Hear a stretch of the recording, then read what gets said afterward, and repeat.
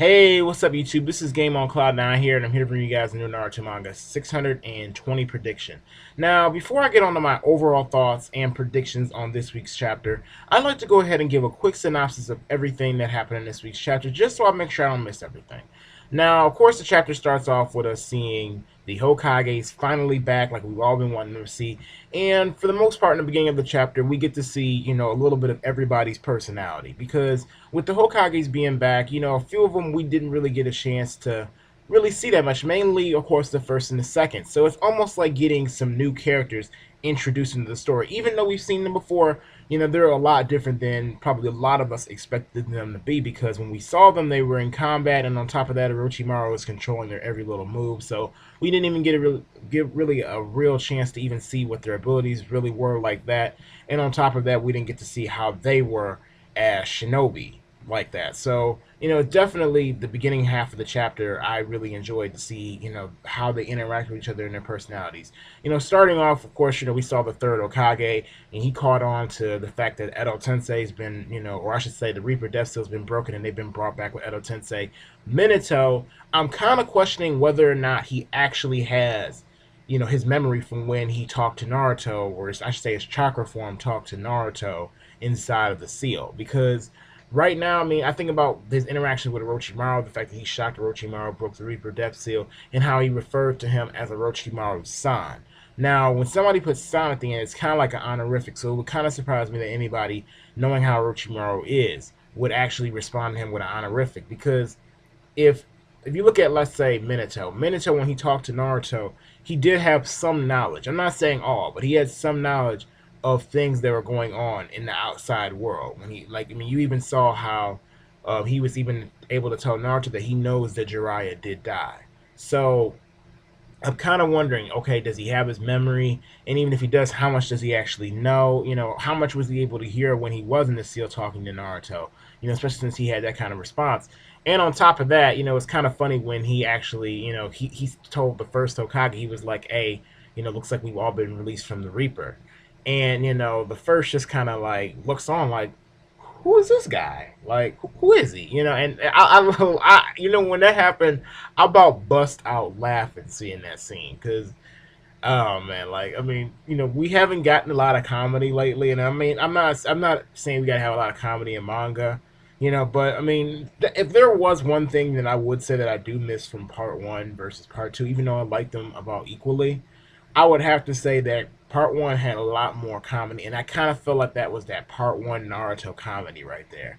So I mean, seeing that right there, where he kind of had that little expression, and then on top of that, when Minato turned around and pointed to his cloak, like, yeah, I'm the fourth Hokage, and then you had like the, of course, Hashirama just like freaking out, like, oh my gosh, there's a fourth Hokage, I can't believe it, getting all excited and whatnot.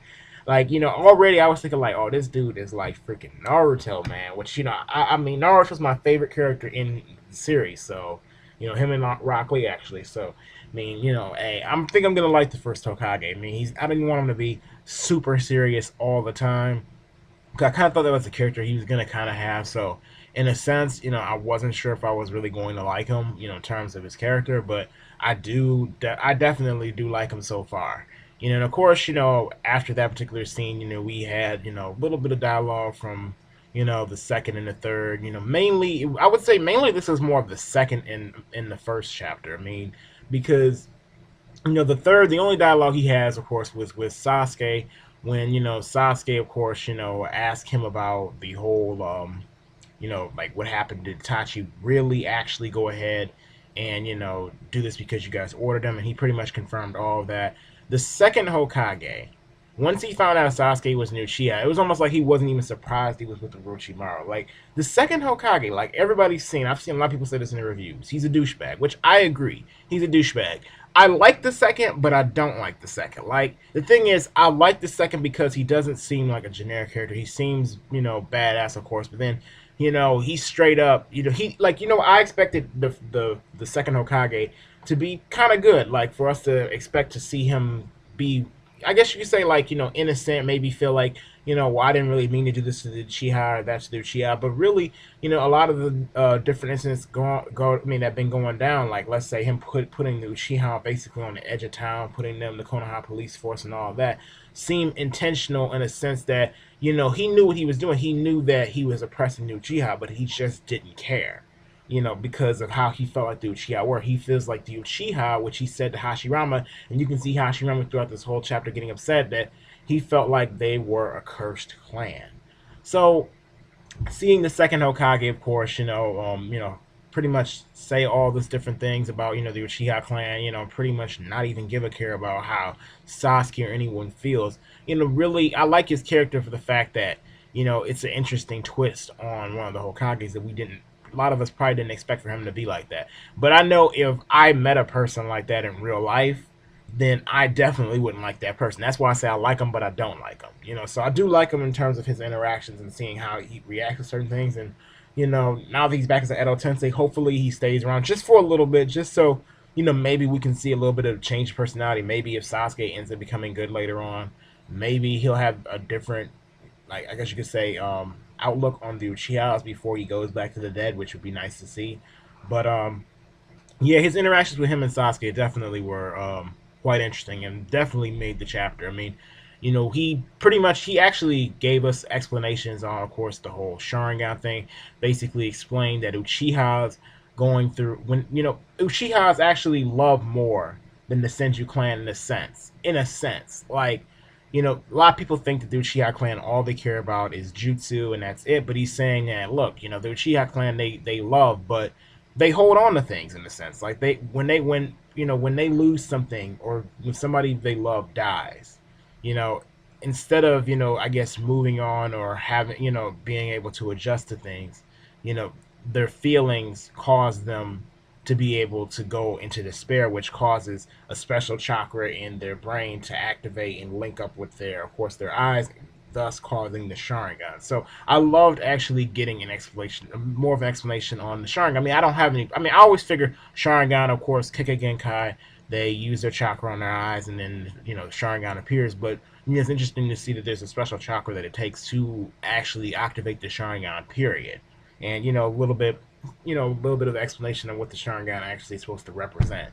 So definitely a nice part of the chapter. Now, of course, I mean, Tobirama doesn't even really care about the fact that the Uchiha clan got massacred. He expects all that, I mean, Hashirama, of course, is going back and forth with Tobirama in this week's chapter. For the most part, Second Hokage telling him to shut up, which is definitely also an interesting part to it. But, of course, the chapter ends off with us seeing, the first Hokage, being asked a question by Sasuke about what is a village and what are shinobi. So that just to say overall with the chapter, I definitely did enjoy the chapter because I feel as though this week's chapter gave us a chance to see, in a sense, some new characters, because I've been wanting it a while in Naruto, because I mean I guess technically maybe a few arcs ago we got new characters, but I've been wanting, I feel like we needed something refreshing and we haven't gotten that. I mean, even though it's first and second we've seen them before, we finally get to actually experience them, in real time, or not in real time, but actually get to see them firsthand interacting in the main part of the storyline. And that's what I've been wanting to see. And not only that, but they're different than what we actually expected. And, I want to see how they're going to react to Madara being back. I want to see how Obito is going to react to Minato being back, or Minato reacting to Obito being the masked man. So there's so many different ways Kishimoto, like I said in my last prediction, he can go with all this. I mean, next week's chapter, I'm definitely thinking that when Hashirama, obviously, I think he's gonna give us. Actually, I think he's gonna give us a similar answer to maybe something that I can see the third Hokage saying, like the village is your family. That they're the people who care about you. They're the people that want to protect you and that you want to protect. A shinobi is one who protects some, protects people, or protects their family, through the uses of jutsu or anything like that. Or he may even say, you don't have to have jutsu in order to be a shinobi, something along those lines. I mean, because you also have to think about what kind of personality he has. If he's anything like Naruto, I could see Naruto giving that type of response. But actually, I saw one particular video, or not a video, but a post on a forum, and someone was saying, based on looking at how Tobirama is, doesn't he give you that Danzo feel? Which, I kind of think so, because he pretty much he cares about the village, but at the same time he'll do anything in order to protect the village, and that's kind of how Danzo is. Danzo doesn't care about, I mean, if somebody has to, get chopped off the block, he'll do it if it means protecting the village, and that's how the second kind of seems. So I've seen some people say, what if actually the second Hokage taught Danzo and his team, and maybe the first taught Hiruzen and his team? Because you look at Hiruzen, he kind of has a similar philosophy to the first Hokage. So I definitely can see that being the case. Maybe that the second taught, of course, Danzo and his team, and of course, but if he did teach Danzo and his team, the only question is,